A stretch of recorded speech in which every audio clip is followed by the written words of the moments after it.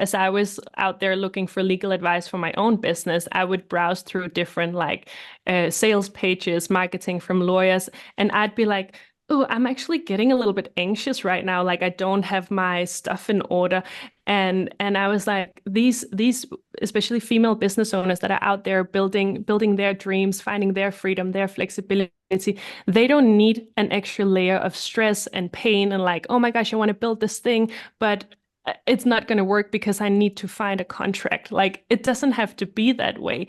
And so my goal with combining yoga and law was basically to say, let's take all this anxiety out of legal, out of the law. Yeah, I didn't really know what to do. So I just go into Chat GPT and be like, I need terms and conditions for my website. And I'm like, ha.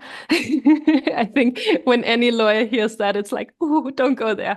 I know I need legal stuff, but I don't know how. So I'm just going to ignore it. And then they end up like, maybe it's fine. They just go by, nothing goes wrong until they have some kind of dispute, someone who steals their content, someone who's not paying on their payment plan, and there are no guidelines for what are they actually going to do when these situations occur. Welcome to the Free Lawyer Podcast. I'm your host, Gary Miles. The Free Lawyer Podcast is designed for the lawyer, entrepreneur, or professional who is in some way unfulfilled, stressed, or stuck and is looking for something better. We will discuss various blocks that limit us from achieving the personal freedom that we all desire but have not yet fully experienced. And we will give actionable steps to free yourself from them. Are you looking to achieve a new level of success? If so, this podcast is for you.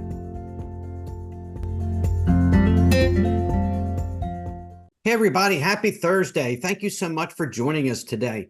Before we get started with our guest, which you're just going to love her, wanted to thank you all for listening to The Free Lawyer. The podcast has grown and taken off, and I want to thank you for listening. If you enjoy what you hear, I would love it if you could give me an honest rating and review. It would mean so much to me. And if you do like what you hear today, click the follow button so you can hear us as soon as an episode is dropped every Monday and Thursday. So thank you so much. Today we have what to me is a really special message. As you know, I talk to a lot of lawyers, I coach lawyers, and there's so many lawyers who are unhappy and they feel like they're stuck. They don't like what they're doing and they don't know what to do about it. But today I'm going to give you Laura Lange, and Laura's just an amazing young attorney who worked in a law firm, worked corporate, and decided she wanted a different life for herself. And she's fashioned her own career as a lawyer, which is just amazing. Laura, how are you today? Thank you so much, Gary. That's a really nice presentation. I'm very well, thank you. So tell me a little bit about your journey, what you've done as a lawyer, and how you transitioned to do what you do today. Yeah, it's a great story. I think I started out just like a lot of other lawyers with like making like so our system in terms of like going to law school in Denmark and Scandinavia is a little bit different from you guys in the US and even in the UK. We go to university for 5 years and then we can basically call ourselves lawyers. So I did that and I was like super committed A-type student. Like I wanted to get all the good grades and get all the good jobs. I started working alongside my studies and already in third semester. So when I was 19, and then I just climbed my way up and I specialized in commercial contracts working with one of the biggest law firms in Denmark. And in Denmark, the system is in a way that like you work for another 3 years after university, and then eventually you'll pass the bar by taking courses next to your practice work, basically. So I passed the bar exams and everything, and I was so happy when I landed my first job in a big law firm. I was like, yes, finally, I made it. All this hard work in law school, it was worth it. And then it was only a couple of months actually into the work that I was like, hold on, something isn't right here. I don't feel well. I was like, I'm finally earning money, but I'm feeling so crappy. Every time I come home from work, I just want to like roll up in a blanket and drink a glass of red wine and disappear from this world, basically. And let me interrupt you just a minute to highlight what you say, because what you Sure. experienced is so common. We're so Yeah. excited to become lawyers. We worked so hard in whatever system it was to become a lawyer. And, it's a time of great celebration. And then at some point, and with you a little sooner than some, we realized this isn't what we were looking for. Yeah, exactly. And it's a tough realization that you're like, oh my gosh, I worked so hard for this and I'm Right. not happy. What's going on? I thought this was it. And then eventually like things got really bad and my doctor decided to put me on sick leave, like with symptoms of like burnout, depression, anxiety. And I could not accept that. I went back to work after 4 days because I was so stressed about all my cases and I had to do all the things. And what was the cause from what you saw where you were working that caused you to feel that way? What was it about work or the environment that made you feel that way? For me, it was getting too much responsibility at an early age. I think I'm like a classic lawyer, like high performer. I want to do it all, and I can show to the world that like I can totally do this, but I don't tell anyone that it actually doesn't feel right. And in my case, I was working a lot on commercial contracts, M&A transactions, that kind of stuff. But then I got a court case, and I was terrified about litigation. I didn't want to go to court, and I didn't really understand how it all worked, and I didn't have anyone to ask for help. And that was just like the last drop filling up the glass for me. And I was like, I can't do this. I gotta find a way out. And COVID was like the way for me to get that break and really go within and be like, Laura, what is it that you want to do? Because this is not it. This is not how we're supposed to feel. So what did you do next, Laura? So I started looking for jobs. It had always been my goal to get inside a law firm, pass the bar, and then eventually transition out to work in-house. That was like I looked at in-house counsels as like, wow, they're just like the coolest lawyers in the world. I don't know why I had that that idea for some reason. That was just what I thought was cool. So I started looking for in-house positions, and I landed one with a biotech startup after so COVID was like March 2020. I started that job in October 2020, and that really helped. It was like finally I found kind of like a balance. I was working a steady 9 to 5. I had really nice manager, good cases and everything. And we were working hard to bring this drug to the market, but the FDA in the US didn't approve the drug. And so everyone was fired. And there I was, like, finally finding my balance, healing after burnout. And it was like, and now I'm also getting fired. Like, what's going on? I'm clearly not supposed to be on this path. Like, okay, let's figure something else out. And then I got another in-house counsel job, and I was working there for 2 years, and it was a really nice place. I got a lot of experience working with contracts, servicing a lot of different stakeholders in different countries. But at the same time, I found myself coming into the office and I was like, is this it? Like, is this all there is to it? Or is there more out there? And at the same time, I was practicing a lot of yoga. And for anyone who's practiced yoga and know a little bit about this practice, it's a practice that really helps elevate your mindset, to look outside of your, like actually look within, but start questioning, why is everyone just going with the flow if they're not happy? Isn't there something we can do about that?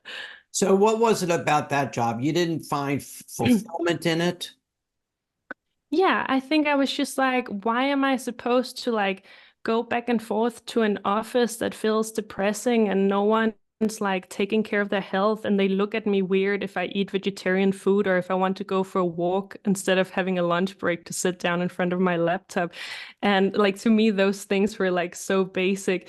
But I think it was also just the nature of the work that obviously, at that time, I had read so many contracts, I had drafted so many contracts, and I was like, it just keeps going. Like, it doesn't matter how many times I clear out my Outlook, how many times I clear out my to-do list. There's just going to be like a bunch of new contracts to read, and it's never going to end. And I loved working with my colleagues and helping them out and guiding them, but I just felt like there's got to be more. For me, the flexibility was also a big part. I'm like my end 20s. I don't have kids. I wanted to travel. And I was like, can I do this remotely? And that was not possible. And I was like, I think I'm kind of like breaking out of this box. I just want to go and do something different and experience that freedom and flexibility in a different way. So what did you decide to do? So then I had been teaching yoga in person for like at least the last year of working in last 2 years, 3 years actually. And I started building this online business, Manipura by Laura, that I run now. I run both my yoga offerings and my legal offerings through that company. And I was just like slowly learning about what does it mean to build an online business? How can you get in contact with clients through posting on social media? So I just slowly built that up, started creating different yoga offerings, like programs, like self-paced programs, mentorship programs, those kinds of things. And I was seeing a lot of success with it, but it also takes a long time. I'm also hosting my own podcast, which Gary, also takes a lot of time. Yes, it does. And at some point, I was like, okay, I got to make a decision. Either I go full in on myself or I stay in this corporate job and I focus on that, because I clearly can't do both. I'm just going to burn out one more time, not because I don't know how to do things, but because I have too much on my plate this time. So I made a choice and I was like, I'm gonna root for me. Root for you. I love that. So you left your corporate job and you decided to go all in on your personal business. Yes. So tell me about what you do. Yeah, so right now I'm in the process of kind of like merging things together. But as I said, I do yoga and I do legal services within the same company. And sorry, I just had a blank there. If you can cut that. So you're from Denmark, but you live in Yeah, Greece yeah, now. Is that right? yeah. Yeah, yeah, yeah. Yeah, And I you do live all in of this virtually. Yes, exactly. So everything's run virtually, basically. That was the idea from the beginning. I wanted to have the freedom and the flexibility to be able to do that. But so for the yoga side of things, I teach women. I focus on women in both side of my services, basically. I teach women how to take back their time and health with yoga and meditation, and that's through different like yoga programs. As I said, I have a program called Wind Down, which is based on in yoga we work with a system called the chakra yoga system, or the chakra yoga basically, which is a system that's based on the idea that we have 7 different energy centers in the body, and we can stabilize them, we can clean them, we can balance them through different practices, through different postures, different meditations. And in this program, I work with that system to basically balance the body and the mind. And it's kind of targeted at people who are busy, always, like people always say, I don't have time to do yoga. But if you take 30 minutes out to practice on your, like in front of your TV at night or before you go to work in the morning, then it's easier to fit it in. So that's like part of what I do. I also have the mentorship stuff. But then on the legal side of things, I started seeing as I was building the yoga business, basically, that there were a lot of legal challenges in that as well. And like you probably know this, but like the online business industry is booming and people are out there charging a lot of money for coaching programs, online programs, all these things without really having the contractual foundations in place. There are a lot of websites with no terms and conditions, no privacy policies, people charging like, I don't know, $5,000 for a coaching program, and there's no client service agreement between the coach and the client. And I got all these things in place for my own business, and I started looking around and I was like, online business owners don't have these things in place. And for me, it was so obvious that like if you want to scale your business, if you really want to go there, and like people always talk about becoming 6-figure business owners, it's like you can't go there if you don't have the business fundamentals in place. I think all lawyers will like think that way, at least business lawyers. Absolutely. So I just want to circle back and comment on something you shared about your story. There are so many lawyers who go to work and they eat fast food because they don't have time to eat well. And Yeah. you're right, when they take a break from looking at their screen, they're looking at the screen to check the news or the sports or whatever they like. And the thought that you are taking care of yourself by eating healthy and going out for a walk on a pretty Danish day, and everyone's looking at you like there's something wrong with you. And that's part of what we need to, that's one of the first things we have to change in the legal profession, is that we learn that a priority is to take care of ourselves, because if we're not healthy and well and balanced, we'll never be happy. And I know that now you do that through your business. And it's such an intriguing combination to me of yoga and contracts for online entrepreneurs. How do you see those two aspects of your life complementing each other um, as a pair? Yeah, so like this is something I've really been working to figure out how can I bring it together, but I was always attracted to law and I really enjoyed reading all the books and studying because I've always been really interested in literature and philosophy. And when the time came for me to decide like what's my education going to be, I wanted to specialize in something like literature or philosophy, but I kept having this thought like you can't make money off of that. And I was like, okay, what comes the closest? Probably law, like super easy. So we'll just go and like get a legal degree as if it's not hard enough in the first place.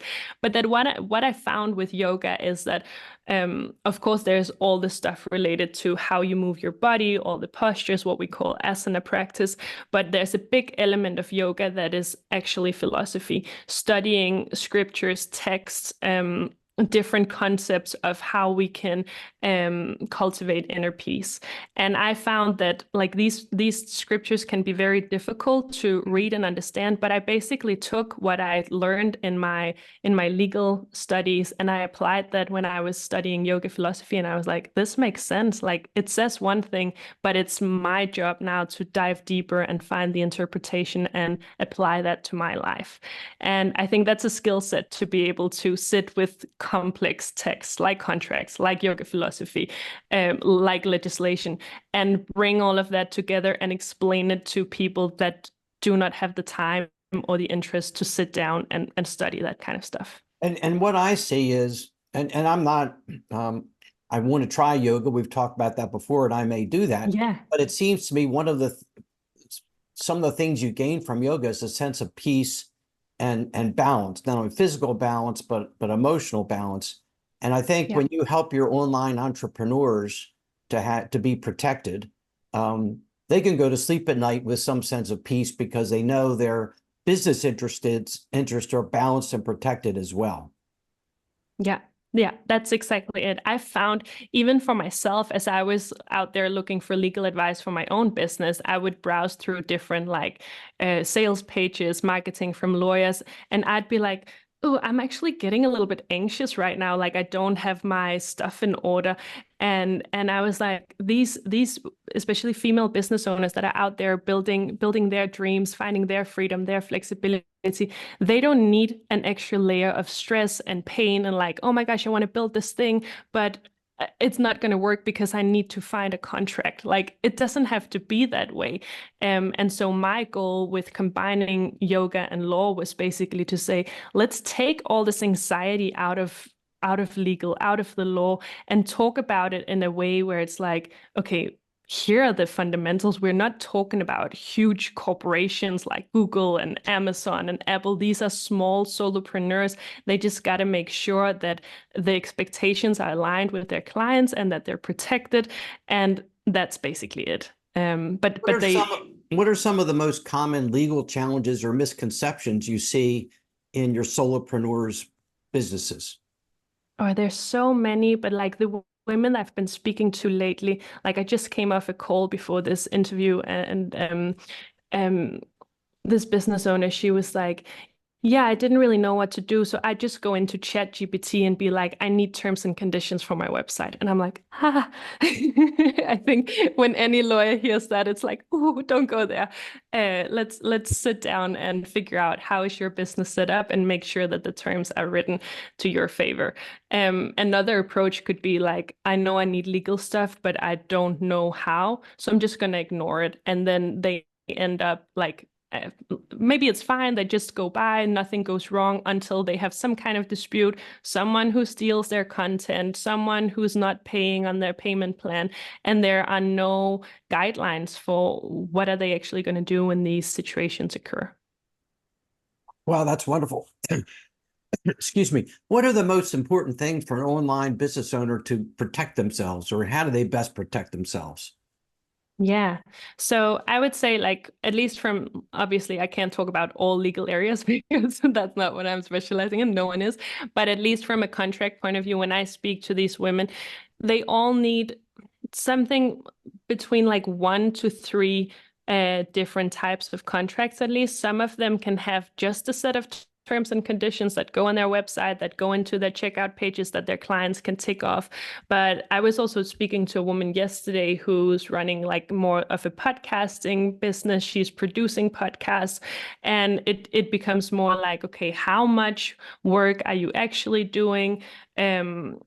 Like, are you producing for until the end of this podcast? Is it a certain amount of episodes? Those kind of things need to be clear in a contract. But it could also be some of these women go out and they land quite big corporations as clients. They end up working as consultants for like 3 days a week, maybe, and then they run smaller clients on the side.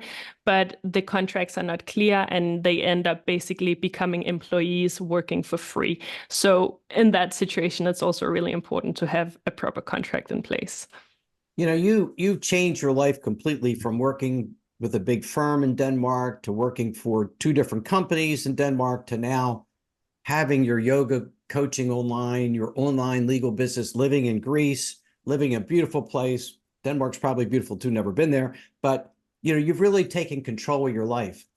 Tell me how you feel about the direction that you've chosen and how it's working out for you.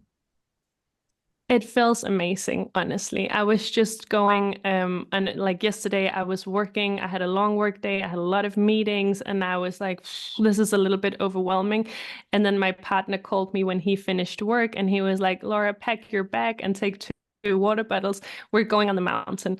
And we live here just next to a beautiful mountain in Athens, and we drove up in our Jeep and saw the sunset and the nature and everything. And I was just like, in that moment, like, I can't believe that this is actually my life, because the whole view of it was like, this felt like something that I had access to maybe 2 to 3 weeks every summer when I would go on a travel for my summer holidays. And I said to my partner, like, I can't believe this is like a random Thursday afternoon. I get to see the sunset here with you. I've done amazing work. I've helped amazing people. And I'm at this point now where I feel comfortable with what I'm doing, but the journey to get there was obviously really difficult. And like, making a decision to be like, I'm just gonna quit. I'm not gonna get paid next month, and we'll see when when I'm gonna start getting clients and all of that. It's so scary, especially like if you're not, like, I was immigrating at the same time making this decision, so I just made it even more difficult for myself. But some people might have kids, some people might have mortgages, cars, all these things, debt to pay off. And in that situation, I guess it would be even more scary to make that kind of decision. It is scary to leave a job where you have a set income, you have benefits, you're financially comfortable, and choose a new direction. How did you step through that fear to choose the life that you want? It was a process for sure. I had another sick leave from my last corporate job like half a year before I quit. And it was really surprising to me, because at that time I was practicing yoga. I was really like, I felt at peace with myself and balance. So that I started to get these burnout symptoms again was like a sign or red flag that there was something in my life that wasn't the way it was supposed to be.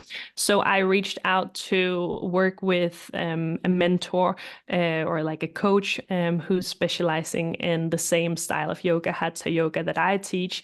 And I basically started working with him one-on-one, and I just explained to him, I have this vision of myself working and living in Greece, but I cannot see how it's actually going to come to fruition.